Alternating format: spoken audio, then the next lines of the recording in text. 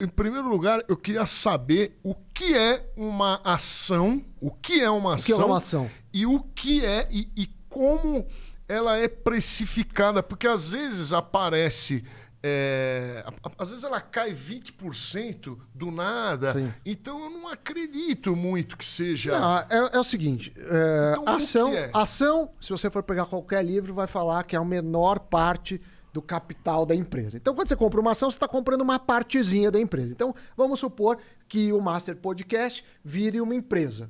Você vai ter um CNPJ, em algum momento você fala assim, vamos fazer ações. Então, você vai falar, vou fazer 1.000, 10.000, 1 milhão de ações. Aí alguém vai dar o preço por isso.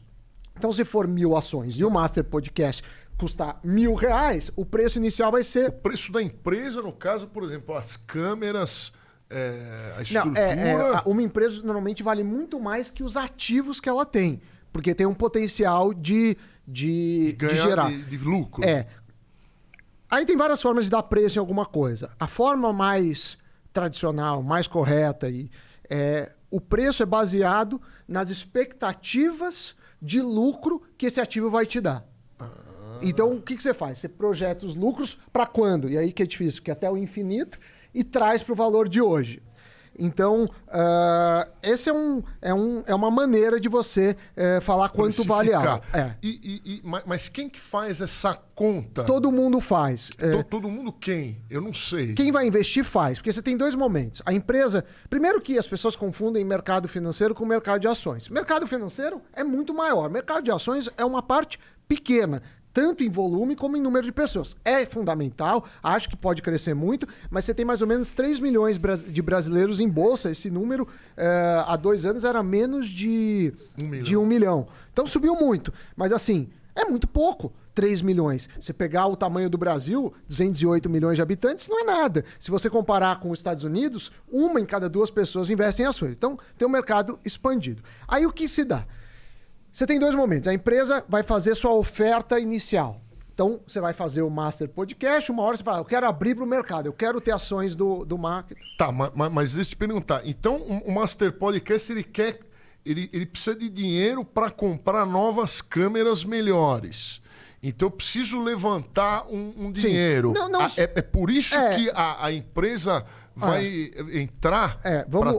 Vamos voltar. Basicamente, você tem 2 fontes de financiamento na vida. Você quer fazer um projeto, você quer comprar uma casa, você quer criar um produto, você tem 2 fontes de financiamento. Primeira fonte de financiamento, recursos próprios. Recursos próprios. Certo. Segunda fonte de financiamento, capital de terceiros, no sentido de você pegar emprestado. Então você vai lá no banco e fala, eu quero um empréstimo. Só que qual que é o problema? No Brasil, se você principalmente não tiver muito dinheiro, você não tem acesso ao crédito. Ou não existe, ou ele é muito caro. Isso restringe. Para as empresas, claro, empresas grandes têm maior. Mas quando você abre o capital, você está deixando que as pessoas sejam sócias suas. Então o cara não é um credor no sentido de se você não pagar, você vai para o Serasa. É no sentido que assim, vamos abrir o Master Podcast uma empresa, então vamos supor que vocês dois fiquem com 50% da empresa e os outros 50% você vai ter sócios disseminados. Aí você vai falar, não, quanto que vocês pagam? Normalmente quando é a oferta inicial de ações, que é a primeira vez, você tem um banco que faz a distribuição, que é um banco de investimento, e aí ele tenta ver o que chama book building, isso daí. Ele tenta ver quem quer, por que preço, para achar o preço disso. Agora vamos pensar o caso mais simples. A ação já está no mercado. Já está no mercado. Basicamente, o que as pessoas fazem? O mercado nada mais é do que as pessoas... Você tem um potencial lugar para os vendedores ofertarem as suas compras e os vendedores as suas vendas. Você fala assim, ó, eu pago por esse ativo R$10. Aí o outro fala, não, eu pago 8, eu pago 9. Quem dá mais vai ser o primeiro comprador na lista de ofertas. E por outro lado, você tem os vendedores. Os vendedores vão falar assim, não, eu vendo por 12. Aí o outro, eu vendo por 15, eu vendo 14. Então, vamos pensar nesse exemplo, eu quero comprar por 10 e o cara quer vender por 12. Não dá negócio. Só que você tem um outro problema. E aí que eu vou voltar. Como algumas empresas... No Brasil você tem mais ou menos 400 e poucas empresas listadas em bolsa. Ou seja, só que dessas 400 empresas, umas 70 fazem parte do índice Bovespa, que são as mais líquidas. Então tem empresa no Ibovespa... O que é mais líquida? Mais líquida é que você tem mais negócios, mais gente querendo comprar e vender. Porque aí que tá... Pensa num piano. Você tem um piano lá, o cara... ações de uma fábrica pensa no de meu piano. Você conhece o piano da minha casa? Conheço. Vale uma fortuna se você for lá na internet. Mas não é verdade Ninguém isso. quer comprar, porque não tem um potencial de compradores e vendedores. E quanto menor o potencial de pessoas olhando aquele ativo, mais chance é de você pagar um preço que não seja o preço justo. Ou seja, alguém pagar muito menos porque o cara tá desesperado, ou alguém pagar muito mais porque você quer e só tem pouca gente com aquilo. Então as ações, elas têm o que seria o preço justo. Seria o preço justo. Existe um preço... quando você tem muita gente olhando o mesmo ativo, a tendência é que não deixe nenhum louco falar, eu quero R$100 nessa área, porque ninguém vai ter comprador. E também ninguém vai vender a 1 centavo, porque aí o próprio mercado é muita gente olhando. Só que aí você tem as ações ilíquidas, que tem várias. Tem ações que não sai sequer um negócio por dia. E essas ações que tem menos gente olhando, a chance de estar fora de preço, para cima ou para baixo, é maior. Então, muita gente na Bolsa, muito volume financeiro, faz com que o preço caminhe para o que é. E aí, como que funcionam as variações de preço? Então, vamos voltar ao caso do Master Podcast. Se eu sou acionista, o que eu vou falar? Eu vou falar quais são as receitas que o Master Podcast tem. Aí eu posso fazer vários cenários. Vamos fazer um cenário pessimista, um cenário realista, um cenário otimista. Aí você tem receitas. Você tem, sei lá, patrocínio, você tem views, você pode fazer a camiseta do Master Podcast, enfim. Aí eu vou projetar as receitas. Aí eu trago o valor de hoje, né? Porque, obviamente, ganhar 1 milhão daqui 10 anos não vale 1 milhão hoje. Não. E aí eu faço o preço justo. E aí alguém pode me perguntar, por que isso não... Por que os preços mudam, então, se está todo mundo olhando? Se está todo mundo olhando, o preço devia ser estável sempre. Tem pessoas que me perguntam isso. Todo mundo olhando, você diz, quem está interessado na ação... para comprar e vender. Está fazendo contas... Sim, o tempo todo.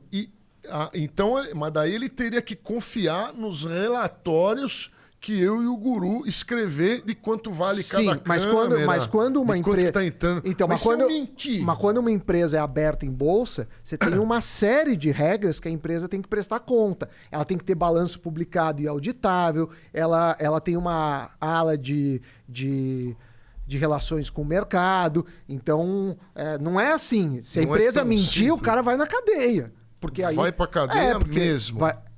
Mesmo... Mais ou menos.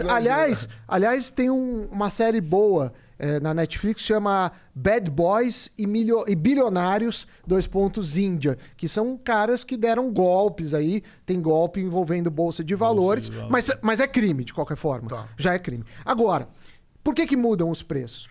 Porque assim, eu fiz a conta hoje. Só que aí, amanhã...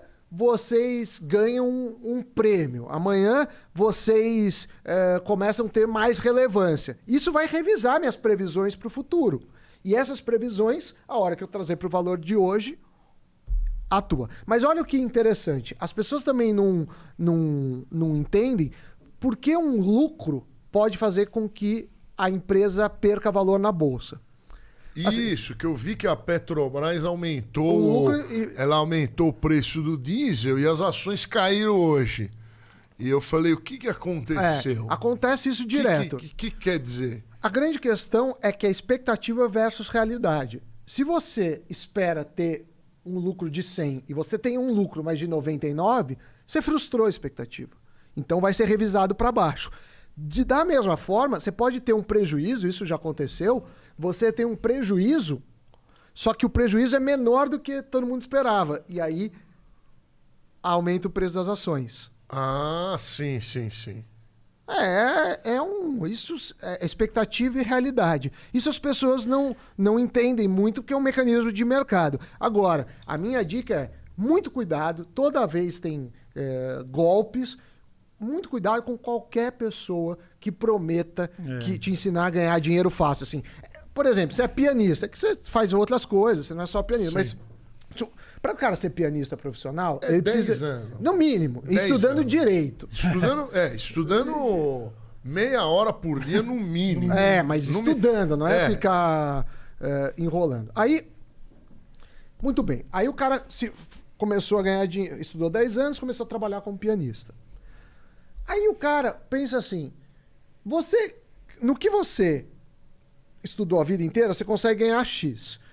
Por que você vai ir para uma profissão que você não tem a menor noção, que é day trade, e do nada ganhar mais? Não faz muito sentido. É a esperança.